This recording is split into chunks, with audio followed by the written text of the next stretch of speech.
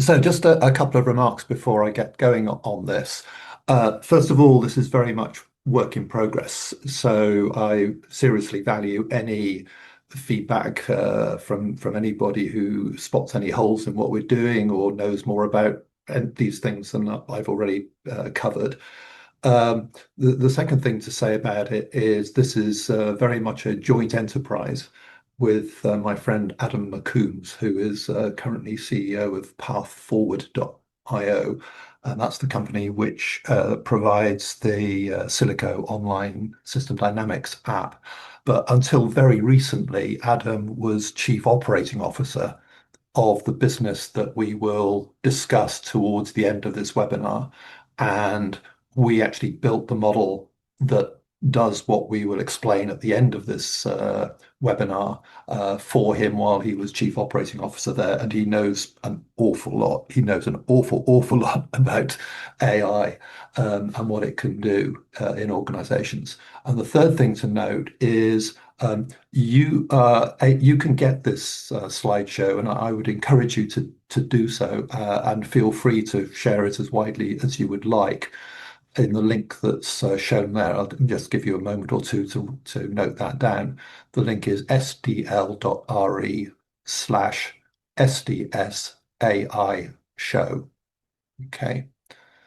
I hope you've had time to get that. And I should add that there is more content in that slideshow than I have got time to cover today.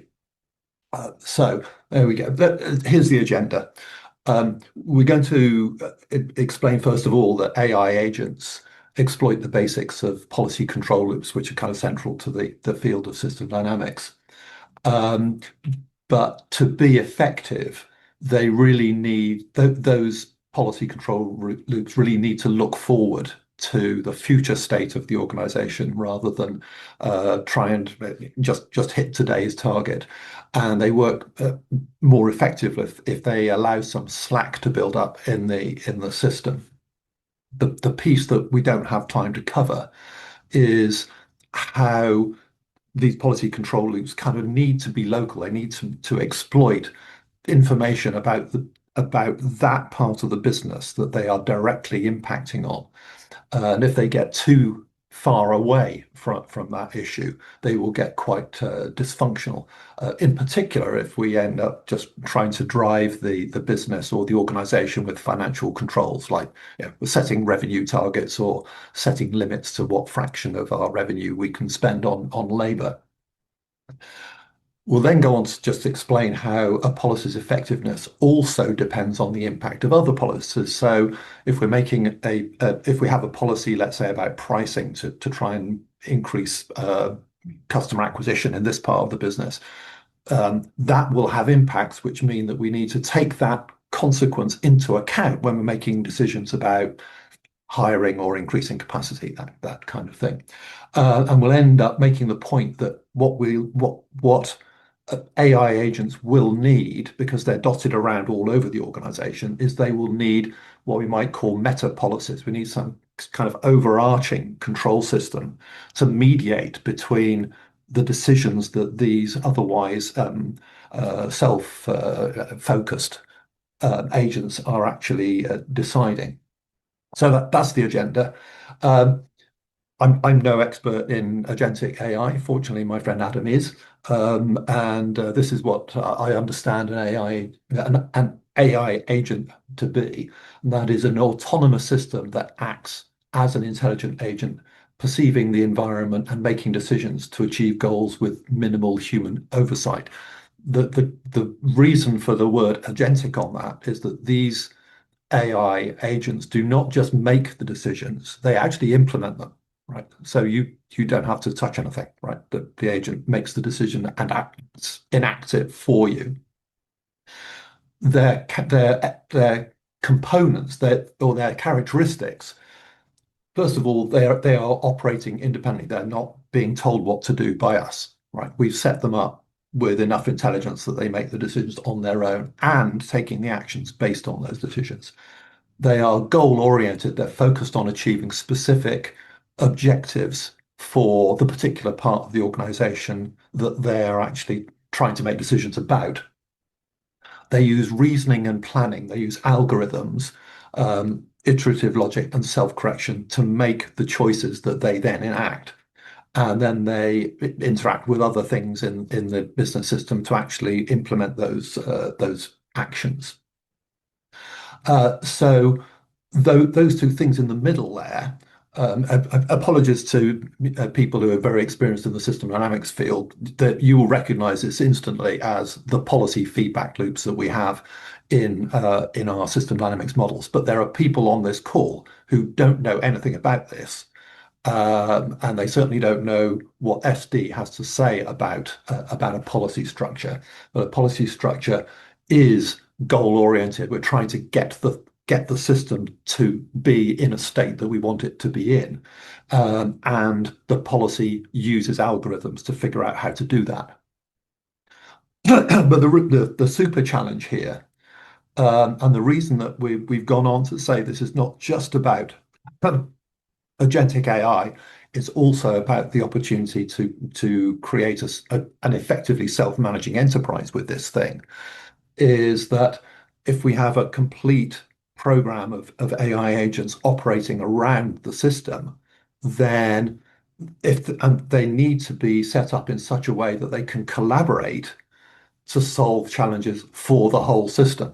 And that's going to be a significant challenge. So a decision about, let's say, shall we launch a new product, needs to take account of all the other decisions that are being taken in other parts of the organization. And each of those in parts of the organization, that those agents need to take account of that decision to launch a new product, right? So we've got this interdependency between the policies.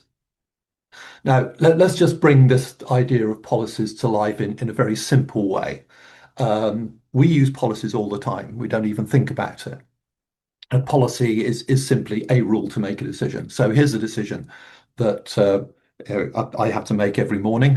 Will I have enough bread for my wife and others in the household for tomorrow?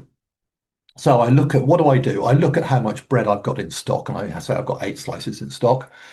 Should I buy bread today? That's a decision that I have to make. And I compare how much bread in stock with the minimum amount of bread that I think we ought to have in stock. And in this case, I'm actually too short of the number of slices of bread that I think I ought to have. So is the amount of bread I've got less than or equal to, I should say less than or equal to, that minimum? If it is, I buy bread. And if it isn't, then I don't. So these are the elements and structure of a policy, a rule to make a decision. The things in red are the components that you need. You need to know what the current state is. You are going to make a decision to change that state. You're going to have a target for what you want that state to be. There's going to be a gap between the current state and that target. And we need to put an algorithm inside that pipe there, that pump there, to say, if the gap is X, then do I or don't I do this, or do I or by how much do I make this decision? And SD people will be very familiar with this as a kind of balancing feedback loop. It keeps the system in balance the way we want it to be. But remember that up at the top right-hand side there are other things going on which are changing the state of that particular thing all the time, which are not to do with this decision that we're taking. There are other things affecting that state. The next point to recognize is that this is not just how do I make that decision today? It's a continuing policy. It operates every single period, in this case, every single day. So here's what happens to the amount of bread in my stock over 14 days. And you can see it declines as we eat it, and then it gets filled up again when we buy it. And there's that other factor, which is continually changing that state. So we start off eating 4 slices per day, and then the family arrive to stay for a week, and our bread eating rate rises to 8 slices per day. So every time that quantity of bread in stock falls below my target of 10, Whenever that gap gets negative, then we decide to buy bread. And every time we decide to buy bread, we buy 20 slices because that's how many there are in a loaf, right? So we're making this decision continually. And for non-SD people, the way to think about this is that that thing on the left-hand side is like a tap sitting on a pipe, filling up a tank. In this case, this tank happens to hold bread, and we're pumping more bread into the tank. And on the right-hand side there, we've got a pipe which is taking bread away from what's in the tank, what's in the stock. It seems to turn out that pretty much all of the policies that are really critical to keeping our business systems going are focused on those rates, those flow rates, as to how much we try to add to what's in each stock. How many people do we hire? How many products do we launch? How much capacity do I add? In this case, how much inventory do I build up? So system dynamics in very simple terms, most of you will know, is engineering control theory applied to social, economic, environmental, and other systems. And what many people outside our field almost certainly don't realize is that system dynamics has told us how to design these policies well for over 60 years. We've known how to do this for a long, long time. And we're exploiting what the engineering control field has known for a long time, the policy control loop. That structure there that I've just demonstrated is a policy control loop. Now we can get more sophisticated about this policy. So first of all, we could look forward to a future state of the system. So make the decision not on the basis of what we think of what the current gap is today, but what we expect the gap to be tomorrow or maybe 2 days in the future. And that will likely bring in some more data that we didn't have before. Like we'll need to know what the bread eating rate is going to be in 2 days' time rather than what it is today. What that does is it pulls forward the gap that informs the decision. And then we may decide not whether we're going to buy bread or not, but how much bread to buy. Maybe we buy a loaf of 20 slices and another loaf of 10 slices. So that would be a more sophisticated bread buying policy. Now, what do we mean by an AI agent? Well, an AI agent is like we've considered kind of employing a small child for this purpose. We put the small child in the cupboard. And what does that small child in the cupboard actually do? Well, they count the stock of bread and the current eating rate. They forecast tomorrow's stock, and then they pick up the phone and call the supermarket and say, please deliver bread tomorrow or not. So that's what the intelligent agent actually does, sitting in the cupboard in this case and making that decision on our behalf. We don't have to do anything now, right? We just sit back and kind of eat the toast, right? That's all we have to do because the system is making that decision for us. Now, it turns out that we've had intelligent agents like this around in business systems for a very, very long time. This is what a Kanban system does to make sure that we've got enough inventory, but not too much inventory of raw materials to keep our production systems running. This is what a yield management system does to ensure that the flight to Malaga in 10 days' time is full of people who've paid the best possible prices for that site. That's what. And there are not people sitting around counting these things and making those ordering decisions or those pricing decisions for the airline seats. There are automated systems that do that. So in a sense, there's nothing ever so much new really about what agentic AI is doing. It's just being applied much, much more widely to rather more complex decisions than we've been able to do in the past. So if you'd like a working model of this bread buying policy, if you download the slideshow that I pointed you to at the start of the webinar, there's a link there where you can actually get this working model and play with it yourself. So in this particular case, I just changed the parameter which said how much bread do I buy each time I make the decision to do so, and you get the pink pattern playing out rather than the blue pattern playing out. But you can change other parameters in this model and play this yourself. So let's get a bit more real about this, and let's have a look at a simple IT support company based on a case one of my students brought me actually many years ago now. And this company provides IT support to small and medium firms around a city. There are thousands, if not millions, of these companies around the world. And this one is doing pretty well, and it wants to grow by signing up new clients. However, if it signs up more clients, that raises the workload on the technical support staff who look after those clients' IT installations, the hardware that they have on site and the applications that they employ to run the business.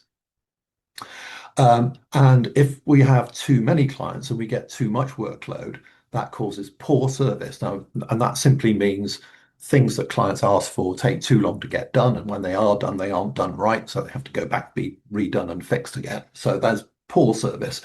And if we have too much poor service, then we annoy our clients who may leave us and say, well, this is no good. I'm going to go and find another company to look after my IT needs. More seriously, well, that's serious enough, but in addition, that actually undermines our reputation and makes it difficult for us actually to win the clients that we wanted to win in order to grow. So the question, the decision that we need to help this business make is how far should we hire support staff? So here is the current state of the system. So we're playing this out over 36 months. And we've got the current state of the system and the number of support staff that we have over time. And we have the number of required staff. So there's the target state. How many staff do we need given the number of clients that we have? There is a gap between those two numbers, how many staff we require and how many staff we've actually got. And the policy, the algorithm, then says, how many staff do I hire given that staff shortage? And those factors at the top are the factors that are changing the current state of the system. So on the left-hand side, another person in the business is making a decision to go out and sign up some more clients. And on the right-hand side, clients are being lost for various reasons. So those are the things that are changing the state of the system. If we get this wrong, then workload goes up and we lose clients. So we're simplifying that a bit, but that's essentially the risk that we're taking. And here is a working model that's actually playing that out. So let me just get the mouse going. Here is our growth rate of 3 clients per month. We're starting at 200, so over 36 months, that should grow us to over 300 clients by the end of that time. But we're not getting to over 300 clients. We're only getting to 257. So what's going on? Well, if we calculate the number of staff we need, we end up with current support staff being less than the number of staff required, so we hire the shortfall.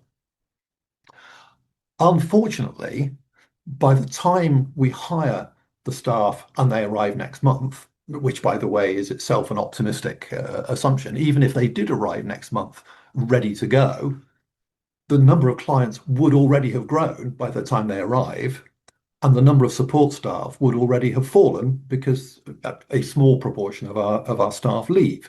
So next month we still have too few staff, and the workload is still too high, and that means that service quality is still poor, and we continue to lose clients. So that's why we've got a client loss rate going on out here. We're continuing to lose clients, even though this policy should be giving us the number of staff that should close that gap and make sure that we've got enough staff to do the work that's required. Well, we can't. It's not an effective policy. It's getting there, but it's not quite making it. And if you would like, there's a separate slideshow presentation, which is this is really aimed at people who've never seen a system dynamics model before and don't know how to build one. This is a slideshow that takes you through how to build this model. All right.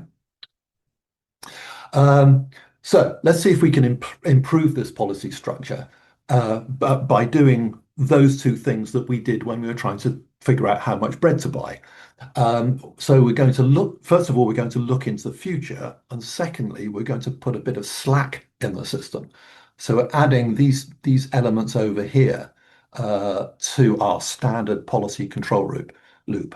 We're not looking anymore at what the current state of the system is. We're looking forward to say, what will the current state of the system be, given the rate at which things are changing?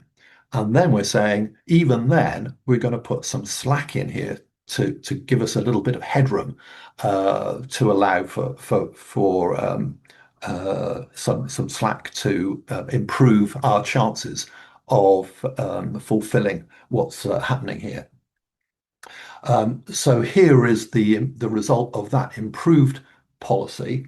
So here's the adjustment number one, which is we're going to look not at the current number of clients, we're going to look at the number of clients we think we will have next month. So if we're going to add 3 clients, then if we were back here somewhere with, let's say, 250 clients, we would look forward next month and say, we need enough staff, not for 250 clients, we didn't need enough staff for 253 clients. Right? And then we're going to say, we're going to make sure that the workload is not one, it's not right at the limit, the maximum number we could definitely cope with. We're going to put a 5% buffer in there so that we've got a little bit of slack to absorb any uncertainty in the rate at which new clients are coming. And what happens if we do that? So we hire faster. Well, first of all, we hire earlier because we're looking ahead. And secondly, we hire faster to make sure that we've got that 5% buffer. What that means down here is that we are the hiring is continually running ahead of the staff turnover rate, so the number of staff is keeping rising. And what that means is that the workload stays below that level, that limit of 1. And that means that service quality stays high, we lose no clients, and client numbers grow to where they should grow. So what have we done? We've taken a basic policy control loop, we've adjusted it with two things: look forward, build in some slack, and we've got a policy which actually ensures that the business can actually grow at the rate it wants to grow. But now we need to move on to the next issue, which is there is not just one policy being taken here. There is a second policy in action, which is how many clients should I try and sign up? Now, this company is doing quite well. It's an owner-operated business, so the owner has basically got a choice of how to spend their time. Do I spend the time kind of running all the stuff about this, or do I spend my time out in the field signing up new clients? So they're asking themselves, how many clients should I try to sign up? Now, we've already seen that the decision to hire staff must take account of the consequences of that other decision to win clients. We're looking 1 month ahead to what that decision to win clients will actually do to the demand on the support staff. But at the same time, that decision to sign up new clients needs to ask itself, well, how many clients would our support staff actually be able to support? And if they can't support the extra 3, then we shouldn't sign up the extra 3. So this is the interdependency between two decision makers here. So we can think of ourselves as having an intelligent agent on the hiring decision, making that decision for us. We've got another intelligent agent on the client acquisition decision, making that decision for us. But they need to take account of each other's decisions. Now, how would that second agent actually do that? Well, the owner wants to grow the business, so they would have a target for the desired future number of clients. And if it didn't do anything else, it would simply say, okay, well, that's the number we go and sign up. But it should also be asking itself, well, how many clients would our future number of support staff actually be able to sign up? And if that number is less than the desired future number, then it should sign up a lower number than the growth target alone would say. Uh, Now, the piece I've missed out for the sake of time here this afternoon is it is very easy for these policies to be dysfunctional in the sense that if you set inappropriate targets, then you will make bad decisions and the business will fail and could actually go backwards and decline rather than grow.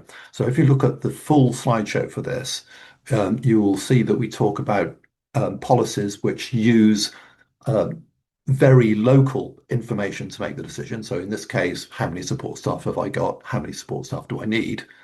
Or policies that are very distant from that decision, such as how much of my revenue am I prepared to spend on employing support staff? And if that number gets too high, so I'm in danger of spending too much on my support staff, then never mind how many support staff I really need, you can't hire, right? The financial policy will not allow you to do that. So that's what we mean by distant policies giving you kind of dysfunctional performance outcomes if you're not careful. And financially driven policies are especially prone to do that. So let me take you to the second example, which is the business that my friend Adam actually was chief operating officer for. And this is a business to business software as a service firm. There are lots of these around these days. What they do is they provide an online platform for managing specialist staff for a quite large number of organizations in a certain industry. So there's an awful lot of stuff that you need to do in terms of hiring these staff, deciding what kinds of staff to hire, administering the recruitment and selection of those staff, and then when they're employed, managing all their employment terms and pensions and taxes and all that kind of stuff that you have to do to look after these prima donna staff that are employed in this industry. The company has been growing fast and expects to continue doing so at something like 50% a year in the coming year. And it has already captured a lot of the larger organizations in this industry. So it's now after the kind of mid-ranking and smaller organizations in the industry, which are much, much more numerous. There are many more of the medium to smaller organizations in the industry. So they'll be signing up many more clients, albeit those clients will be smaller. Meanwhile, the clients that they already have expect more platform features. They expect the software platform to do more things for them than it currently does. But if you add those features, that has two problematic impacts on the rest of the organization. The first is it increases the workload for what's called the onboarding team to help the new clients take the service on board.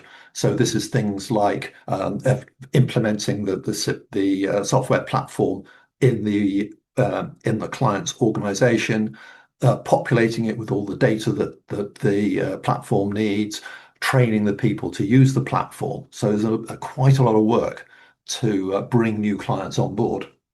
And the second impact and if you add more platform features, then there's more of that work to be done.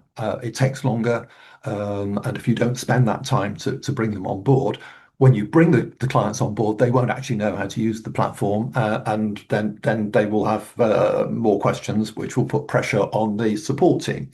So the second impact then is if you add more features, you put more work on the support team for those clients.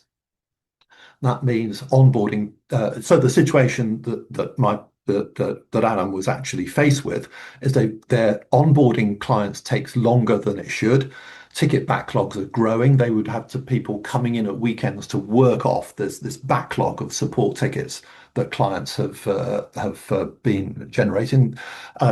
He made a point of physically phoning these clients on a reasonably regular basis. In recent months, more and more of those clients have been complaining about the poor performance of the platform and the poor performance of the company. Um, and when they go to industry conferences and they talk about this stuff, people are beginning to say, "Well, yeah, don't touch this business. They're not doing a good job. This is not the platform that you should be using. We're having a bad time with this," and that's undermining the sales effort, which is what's going on at the top of this list. So here's the structure of this business. Sales effort wins new clients. New clients are helped to take on the new service by that onboarding team. Those clients generate revenue. Um, we add platform features at the left-hand side there to help win more clients and increase the revenue from the clients you've already got. Those clients generate support tickets, and that ticket backlog builds up. If clients raise that support ticket, if that backlog gets too much, then you risk losing clients. And there are support teams around the business. Again, not only do policies really focus on those flow rates of product features and people and customers, but the staff teams, that's what their focus should be on as well. Those staff teams drive those other processes around the business. And those staff teams drive most of the costs in this business. Staff costs are a high fraction of the operating costs of these business, and that determines what the profit will be. So where are the policies here? Well, there's that policy of how many new clients should I try to sign up? How big a sales force should I have, and how often do I tell them to go out and win me some more clients? So that informs the decision B, which is how many salespeople to take on. Decision C is how many platform features should I add? And decision E, we missed out D here, so D will be coming up. Decision E is how many people to add each month to the onboarding team. That affects the onboarding team workload. Down at the bottom there, every time we release a new feature, we also release bugs that go with that feature, which takes work from engineers. So we've got a decision D, which is how many engineers should we hire? And if we've got too many bugs, then we haven't got enough engineers to do the job of actually releasing the features that we previously decided that we were going to do with decision C.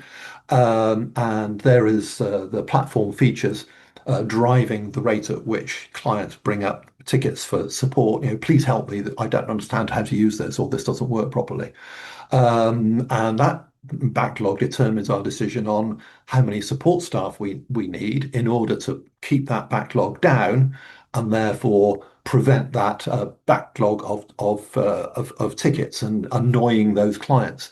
So two things complicate this. One is that it takes a while for clients to get so annoyed that they're actually going to leave. It's a big deal to throw out one of these platforms and switch to a competing service. So clients will get annoyed over a period of many months before they actually leave, and then the more annoyed they are, the more they'll tell other people in the industry, don't touch this platform. It's no good. That damages your reputation, and that damages that decision A. You wanted to acquire 20 new clients that month, but actually you couldn't because your reputation sucks. So here is just one of those policies being dependent on another. We're focusing on policy C here, which is how many features should I add? That policy needs to take account of how much can the engineers do, or how much will the engineers be able to do, given what they're already doing on developing new features and on the number of bugs they're having to deal with from previous feature launches. Then there's that hiring decision, that decision to launch new features needs also to take account of what the onboarding team will be able to cope with, given the features that you already have, and how many more are you going to add, because you're going to make that workload higher. And it will also need to take account of what can the support team cope with. If the support team is already overloaded because the clients you've got can't cope with all the features that the platform's already got. If you add more features, then you're going to have more support tickets on an already overloaded support team. So that's just one example of one policy that needs to take account of the consequences of other policies in other parts of the system. So I'm not going to go through this list, but basically I go down, if you study this particular exhibit, I go down each of those six policies and highlight which of the other policies impacts that policy needs to take account of if these agents are going to collaborate effectively to make this an effective self-managing enterprise. So um, where we get to here then is that the agentic AI system needs some kind of meta control, some kind of overarching authority to mediate between the decisions that each of those policies is taking to make sure that policy A does not undermine policy C or policy E does not undermine policy B. And if we do that, we actually do have a working model of this firm with these policies, and we have this meta level of policies sitting on top of that model, enabling the business to grow effectively.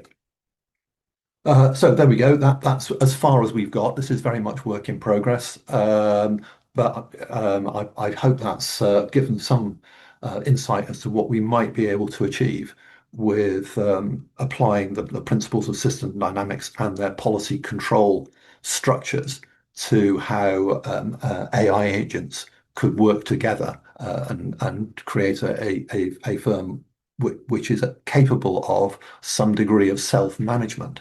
And as we speak, there are plenty of examples going on out there of firms that are doing great things with the agentic AI, but there are also examples of firms that are making a bit of a hash of it because they're not actually taking account of these interdependencies.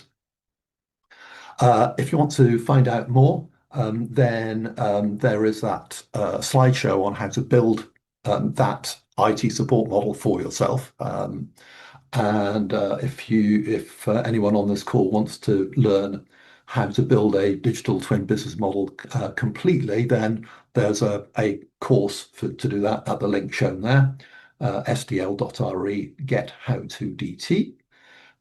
There are free preview lessons that will give you a very good idea of what the class covers. So there we go. I think I've hit my 40 minutes about spot on, right?